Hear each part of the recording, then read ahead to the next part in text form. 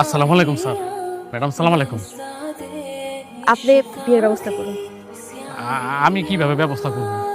আমার ভাগিনা গরিব মেয়ে বিয়ে করতে চায়। নো প্রবলেম, আমি নিজে গরিব সাজবো, সমস্যা নেই। মাশাআল্লাহ, দেখতে খুব সুন্দর। আচ্ছা, তোমার নাম কি? আমার নাম বৃষ্টি, বৃষ্টি খাতুন। তুমি কতদূর পর্যন্ত পড়াশোনা করছো? আমি তো মার্শাল্লাহ দিলে 8 পাস। তাহলে তো খুব খুব ভালো। আচ্ছা বলো তো, আমি ভাত খাই ইংরেজি কি?